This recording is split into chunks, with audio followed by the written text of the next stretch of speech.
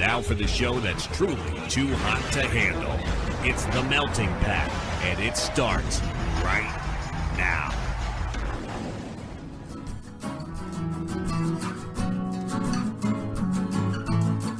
You're listening to The Melting Pat. Here's your host, Pat Johnson.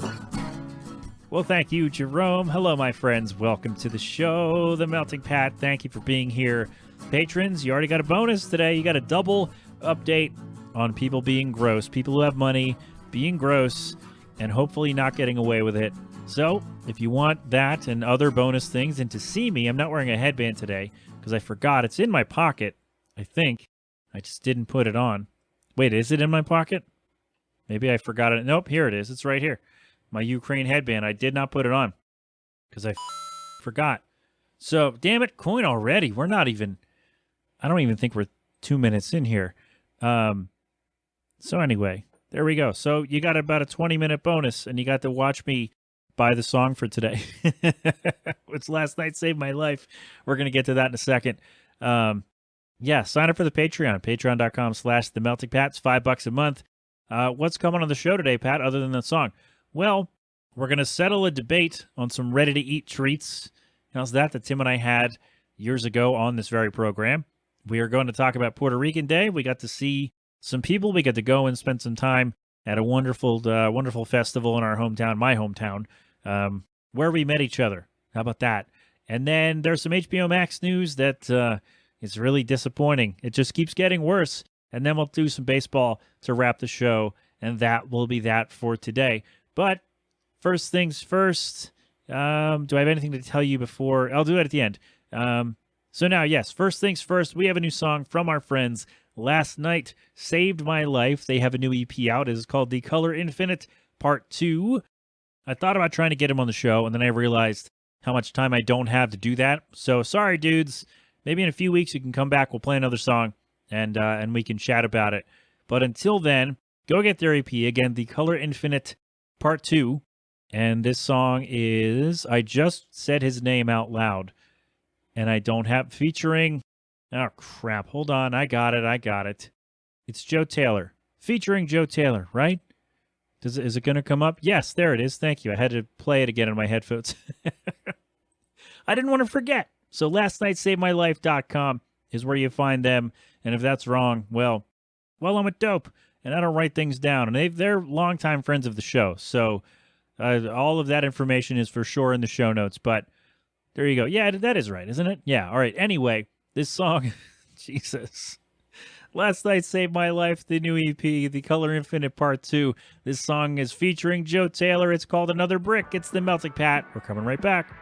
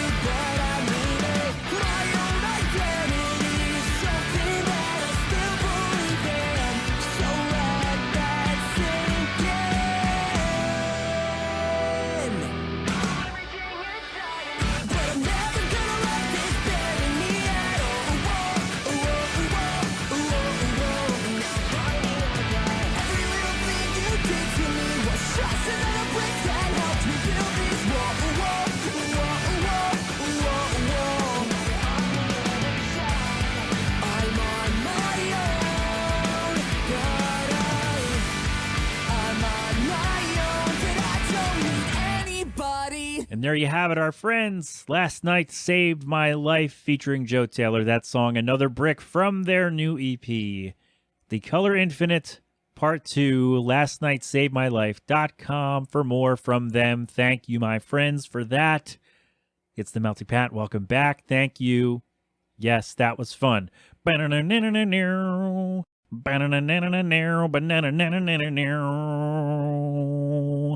little bit of a quicker riff. I probably could have gone a different way with that, but that intro, I kind of mashed two of the parts together and then improvised the end anyway. So there you go. Last Night Saved My Life. Another brick, the name of the song.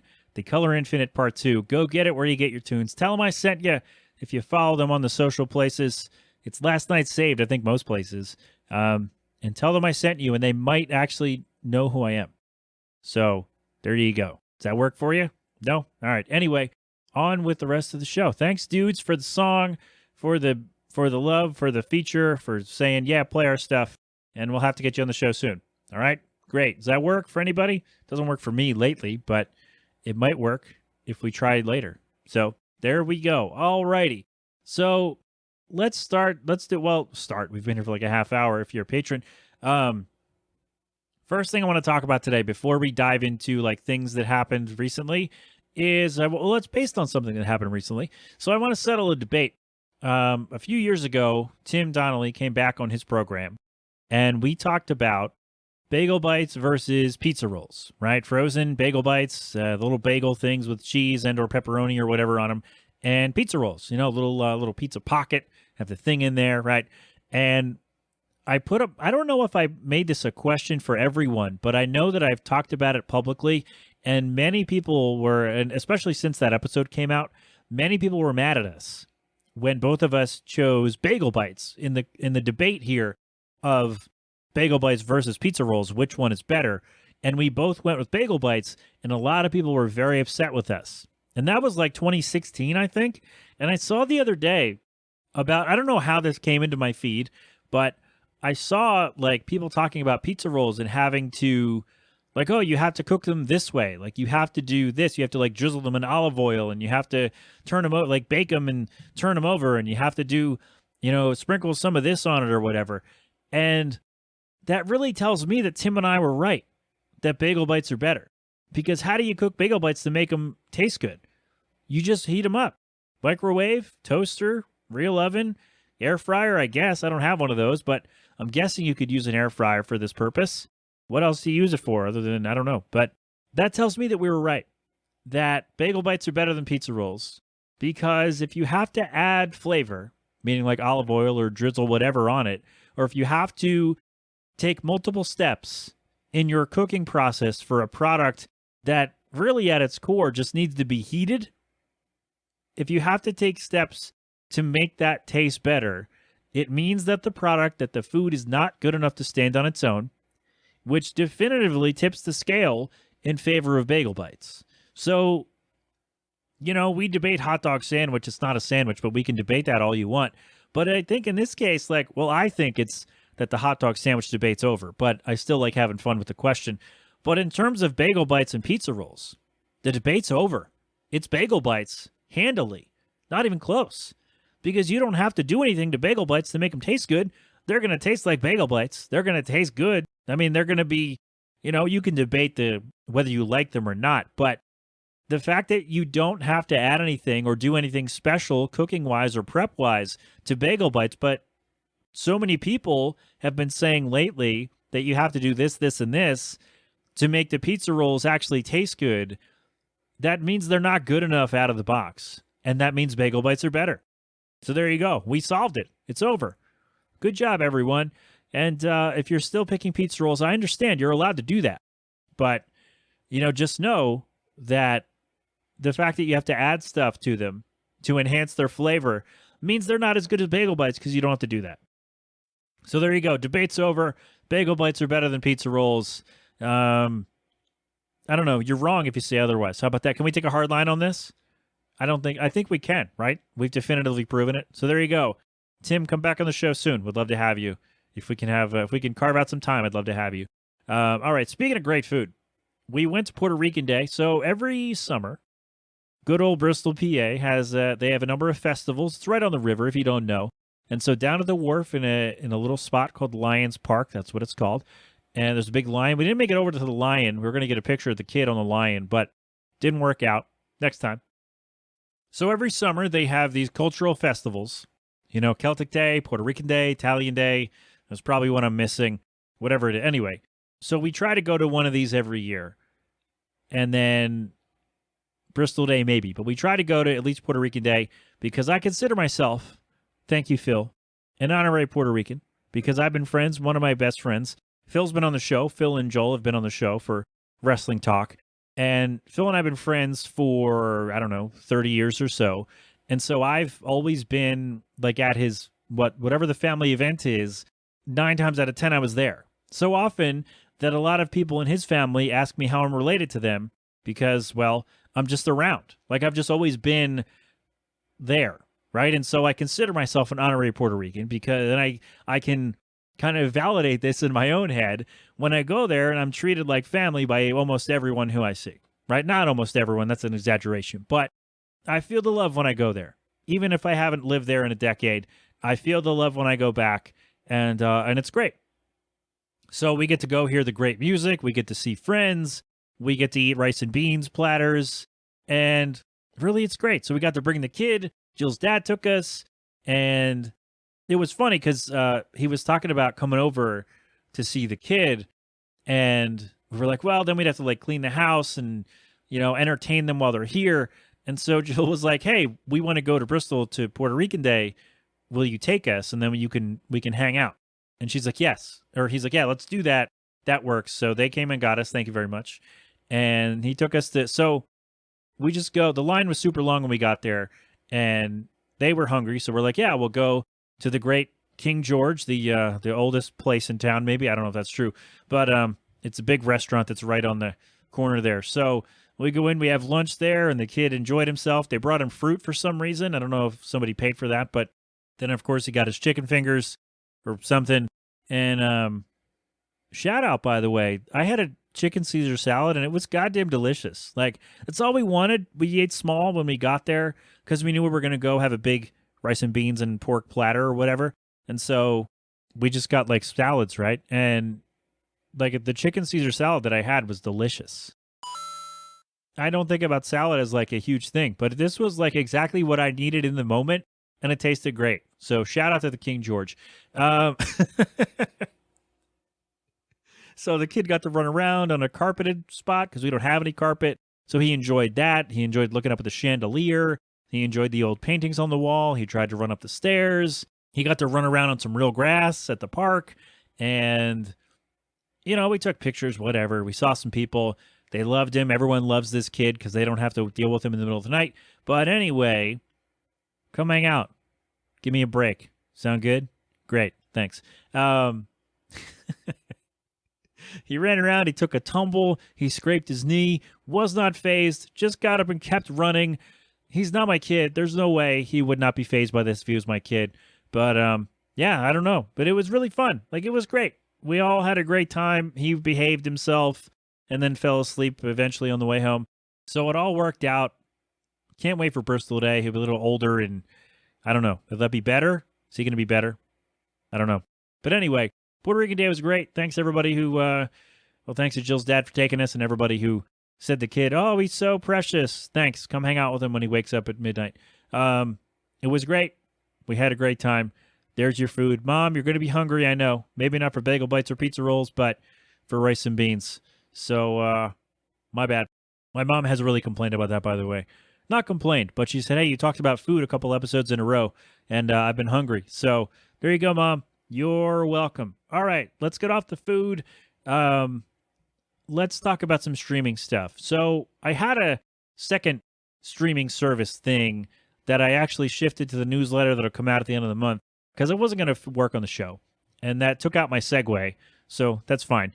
But let's talk HBO Max. Now, I don't have HBO Max. I don't subscribe because I wouldn't have time to watch more stuff, right? There's stuff on there I'd like to see, but I know that I wouldn't have time. And we talked a few weeks ago about how Degrassi was getting a reboot, a new series, whatever you want to call it, on HBO Max, and now it looks like maybe not. Because, first of all, Batgirl was taken down. They're not going to release it at all. It's dead. Even though it was mostly done, they were doing some test screenings apparently. And the first story was that it didn't test well at a screening, which told me that the movie was done and they were just about ready to put it out. But then people came out and said, no, that's not what happened. They're just going in a different direction with the service. I'm like, okay, well, Warner Brothers merged with Discovery and Warner Brothers, that's under the whole thing, whatever. So I'm not going to pretend I know how all this works intricately, but the bottom line here is they put $90 million into Batgirl, and now they're just not going to put it out. And that bothers me. I don't like it. And I have no real emotional attachment to Batgirl. I have no the animated series version portrayal, I guess, I enjoyed, but I don't have I'm not yeah, Batgirl, but I want to see it now. The fact that you're almost done, you put in $90 million at least into this movie, people are excited, people have put in work, the actors, the crew, the whoever have put in work on this movie, and now you're saying it's never going to come out because you want to take a tax write-off or whatever it is. And now, with the merger, a lot of HBO Max shows are being canceled. Apparently, they're going to be done with scripted TV or scripted shows and movies and whatnot because Discovery wants to focus on more reality shows, which, whether you like those or not, I think the trade-off is you're losing a lot of stuff that a lot of people enjoyed, right? And so that's not good. Again, I don't have HBO Max. I'm not an expert in any of this. But just looking at it from the standpoint of, hey, we should be able to watch more things because we have more options in terms of streaming services. Wasn't that the plan? That all of these places, all of these networks, we're not going to have, instead of oh, you can watch this HBO Max, this Batgirl movie on Hulu or Netflix. No, HBO Max is going to have their own thing, and we're going to put it here exclusively, so you have to buy this to watch it. And wasn't the plan when all of these services, all these channels get their own streaming services, wasn't the idea to have more spaces for more shows so we wouldn't run into a problem like this where you have this project that people are invested in and that is nearly done if you spent that much money and taken all these steps, and now you're saying it's going to go away because corporations are greedy. I think that's really where we are, is that we're losing properties, we're losing shows, people are losing work because the rich people at the top just want to get richer and don't care about making your show or movie. And that bothers me. Again, I don't have any real attachment to any of this, except that if something's going to get made, I've talked about this, I think when Charlie was on the first time, even if I have no real interest in the project, in the show, in the movie, in the whatever, if I have no stake in it at all, I still want it to get made because I want that crew to be paid for their hard work. Because making a show, making a movie, live action, animated, whatever it is, making a thing is a lot of work. Making this is a lot of work. I'd love to get paid for this. Someone pay me. Junk Brands. I know I'm not wearing a headband now, but I have one. Several. Can't find my Expos one. Looking for it. If you see it somewhere, let me know. Not that you would, but if you do, let me know. I want it all to get made, right? I want people to have opportunities to tell their stories, and I want everyone to have a chance to see it. And I thought that with all these streaming services that we weren't going to see a lot of these projects be ripped out when they're almost done. I mean, that is the business. I understand that part of it, but I just thought we weren't going to have this happen because there are so many more places for these shows and movies to go. It's disappointing. Again, not even as a huge, fan of the property, but it's just really upsetting that all these people put in all this work on this project and now it's never going to come out and nobody will ever know anything about it. So I don't like it. I do not like it. Again, I thought it was going to be more places to get shows and movies made, but, Netflix dropped stuff after a season or two, and now HBO, WB, whoever is killing stuff, and, it's just disappointing. I thought, with all the options we have, all the places for things to go, I really didn't think this was going to be a huge problem anymore, but we were all wrong, and there you go. Oh, my gosh. So, I don't know what this means for the future of HBO Max. I really don't. I don't know what's going to happen when the merger goes through and is finalized. If something happens to not make that happen, I don't know. But it doesn't look great overall for not only HBO Max, but like streaming as a whole. If you could still do this, like if you could still just dump projects at the last minute for a tax write-off, like where's the incentive to try to really get a show made? If you know that at any time it can still be ripped away before it's done, I don't know. All right, that's probably another issue we can go into later. Maybe if I have someone who is more familiar with this world on the show, we can do it, but it's disappointing for sure. So there you go. All righty. So that's, if you don't like sports, all the stuff that you like is done now. So I'll see you next time. Thank you very much. Thanks for being here. Sign up for the Patreon, and you could see what I just did. How about that? No? All right. For the rest of us, let's do some baseball, and then we'll get out of here. So I'm wondering where we start here, because we have a couple of trade news to talk about, and then there's a bummer. You know what? Let's start with Vin Scully, and then we'll end on the trade stuff, because I don't want to end on a bummer. I'd rather not. So, the voice of the Dodgers for many, many years, 67 in fact, Vin Scully is no longer with us. He died on Tuesday, I believe, 94 years old. Like I said, covered the Dodgers for 67 seasons. And for a long time, I don't know if this is an appropriate comparison. I made it on Twitter, and nobody dumped on me, so I'll make it here as well.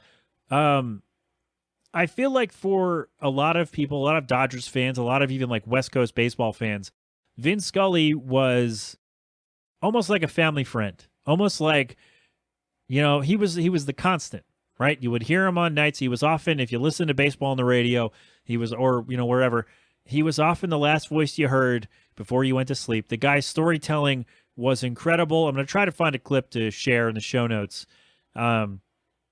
He could make anything just sound interesting. He could always take a story from the game and just explain it in a way that just didn't make you feel like an idiot, right? You felt smarter after listening to him in a way, because he just told you a fun little anecdote, or like, hey, did you know about this? And he would just drop it in so casually, so smoothly. He was effortless. He was fantastic. I remember Josh was on the show when Vin Scully retired. We put in a clip, I think, because they asked him, what are you going to do now that you're retired? And he said something of like, well, if you're 65, you might have another project. You better find something to do because you got a long way to go. But if you're 89, he's like, I'm just going to live. And I was like, yes, that's perfect. And that's just the humor, the wit. What a dude from all accounts. And the comparison I mentioned. So for me, Vin Scully, like my version of Vin Scully being a Phillies fan on the East Coast was Harry Kalas, right? So Harry Kalas was the guy in my childhood, like if he's doing a game, I'm getting ready to go to bed, I got the game on the radio, his voice is the last I hear before I go to sleep, if I fall asleep with it on or whatever. And he was always, telling funny stories and just being excited about the game, and that's really what got me into baseball. And so I feel like Vin Scully was, to Dodgers fans and West Coast baseball fans, he was what Harry Kalas was to me. And when I heard the news, I felt the same kind of sadness that I felt when Harry Kalas, even though my connection to Harry Kalas was a little deeper because I got to meet him in person and interview him, and it was great. But it feels like it isn't, and this is a weird kind of segment to do on the show because it's like, oh, you never met him. But still, like someone who just, you could tell loved the game, and I'm really disappointed that I didn't listen to enough Vin Scully sooner. So many great calls and moments from him, and I'll try to find one for the show notes. But yes, R.I.P. Vin Scully, and we'll send out some positive vibes to family and friends and fans everywhere, as we do. Just a giant in the baseball world, and man, I hope I can pull out a good clip. I'm not going to do that. Don't worry, Bill. I won't do the Buckner one. Maybe I'll do the Kirk Gibson home run. That might be good. We'll see. Or probably be the Hank Aaron. So R.I.P. Vin Scully. Tell a fun story in his memory, I guess. I don't know how to wrap this segment or anything, but there you go. R.I.P. Vin Scully, a legend in the baseball world, and will be missed for sure. So there you go. I did not want to end on that because we don't want to end on a bummer. So we got some baseball news for you, and then we'll wrap the show. Trade deadline was on Tuesday, and I'm not going to go through all of these deals because there are too many. I thought about doing like a whole recap thing on YouTube on Wednesday, but then I got busy, or to whatever it was. Then I got busy, so I didn't do it. So my bad. Maybe next time. Maybe I can figure out how to get that done. Or maybe I won't, because who cares? So, so Juan Soto did in fact get traded to the San Diego Padres along with Josh Bell for some prospects. I don't know who they are, so don't ask. I love it. I love the addition to him in that lineup with the other pieces they have. I like that they're going for it. The Phillies addressed their needs. They got a center fielder, Brandon Marsh, a reliever, David Robertson, returning. Robertson, not Robinson, not the Admiral, Danny Schmitz. A starter, Noah Syndergaard, and they got rid of Odubel Herrera and Familia. I can't say his first name. I won't insult the man. But they were both designated for assignment, so they are out of here.